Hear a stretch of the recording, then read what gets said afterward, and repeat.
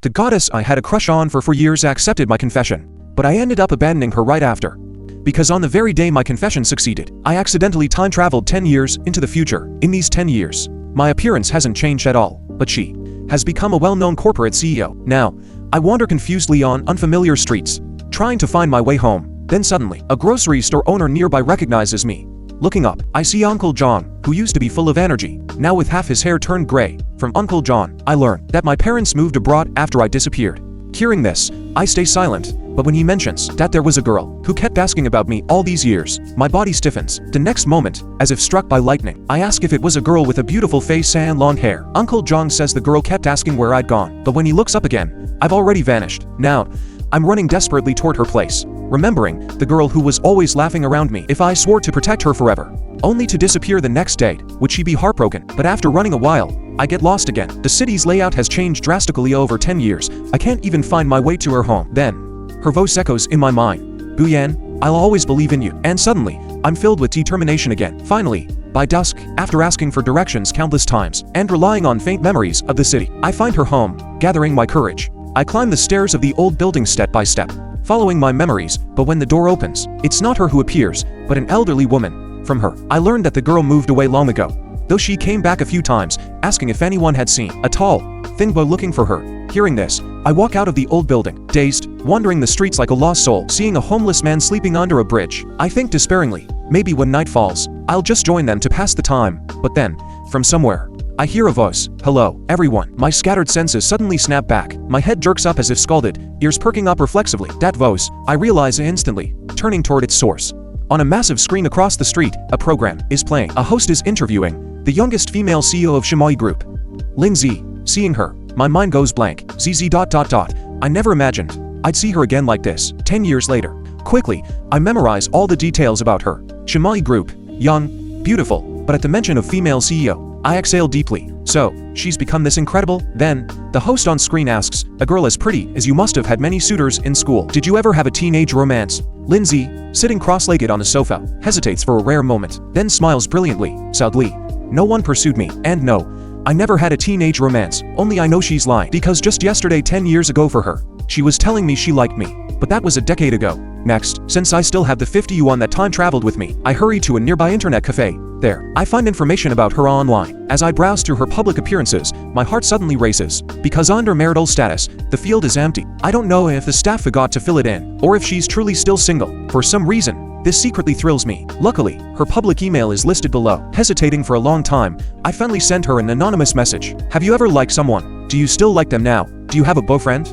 Meanwhile, in a spacious room, Lin Zi leans wearily against the headboard, rubbing her temples. Why these past few days has she been feeling so strange? It's the first time in 10 years she's felt like someone is about to reappear. Suddenly, her phone lights up, an email notification. Normally, she'd ignore messages in this public inbox, since it's full of spam, but today, an odd intuition makes her open the latest anonymous email. The content is simple. Have you ever liked someone? Do you still like them now? Do you have a boyfriend? Hey, Zigu.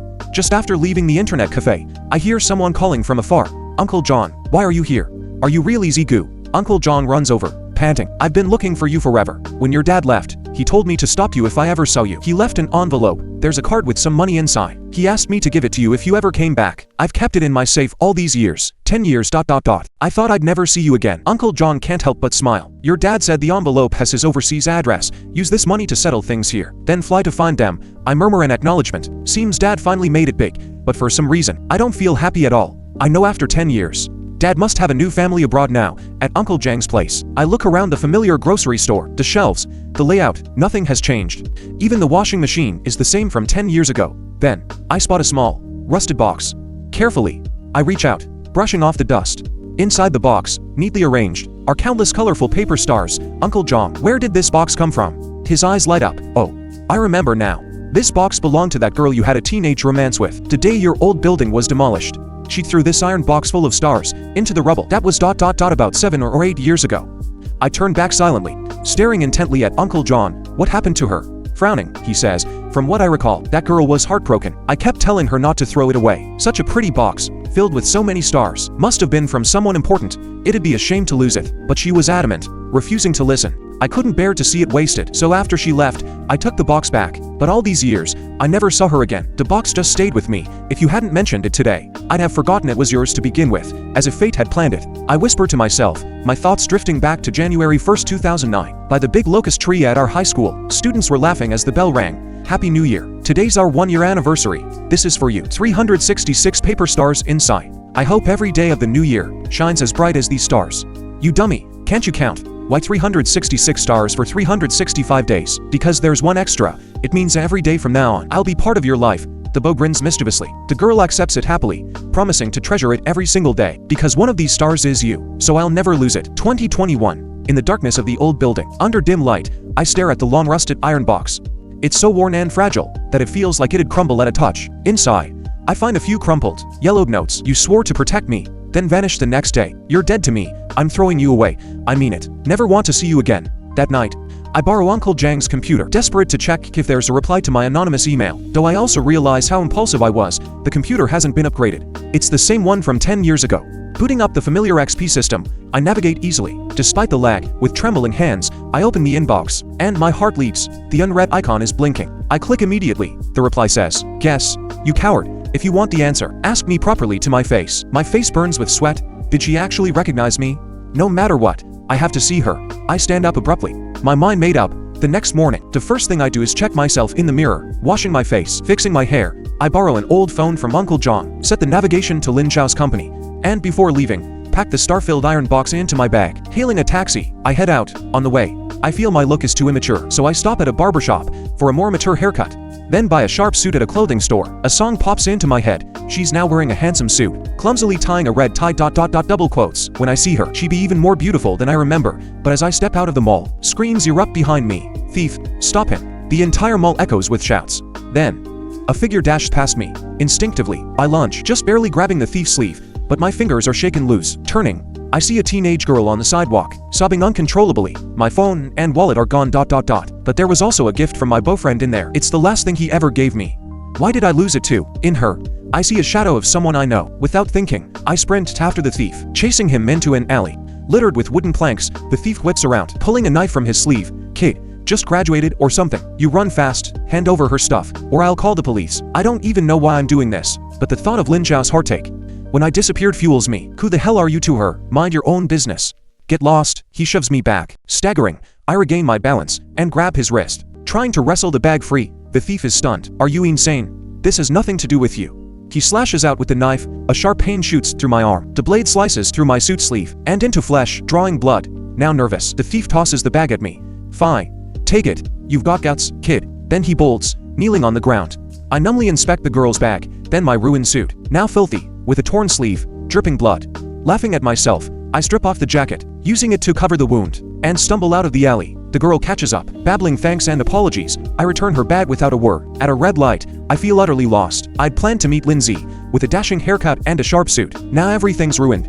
Then, mid-thought, my steps freeze, my gaze locks, stiffening in disbelief, because right as I look up, the person I've longed to see most is walking past. On the opposite side of the river, though her face isn't exactly as I remember. I recognize her instantly. My mind blanks, forgetting my messy hair and ruined suit. I sprint toward her, desperate to call out, "Lindsay," but my voice fails me. Not a sound comes out. I can only watch as she walks by. Panicking, I wave frantically, and finally, she sees me. My mouth opens, but still, no words come. Yet on my face, a radiant, unrestrained smile breaks through. No prepared suit, no mature hairstyle, just a dorky vest. I never imagined meeting her like this. At a messy, rushed crossroads, across the river, she seems ready to walk away indifferently, but as willow branches sway between us, she pauses, turns back, and tears up. She can't tell if this is real or a dream, though every fiber of her wants to run to that face to see if it matches her memories. Reason tells her, it's impossible. After 10 years, even if he returned, he wouldn't look the same. That boy across the river must just resemble him, and she has to leave now. She decided long ago to cut ties with the past, to start anew. Lindsay takes one last look, then resolutely turns away, walking forward, as if she never glanced back. Seeing this, I panic. A few seconds later, I dig into my bag and pull out the little iron box. The one I gave her, the one she discarded, the one I found again, filled with stars. Holding the rusted box high, I wave it at her. She stops mid-step, turning instinctively. The moment she sees the box, her calm shatters, her eyes widen in shock, lips parting in a silent gasp. "Lindsay," this time, my voice cracks through. "Lindsay, is it you? Say something. Don't walk away, it's me Guyen, the same Guyen you knew. Clutching the box, I shout with everything I have, across the river. Lindsay trembles violently, rooted in place, staring at me as if in a dream. I'm frantic, ready to swim the river, if I must. Then, finally, her voice reaches me.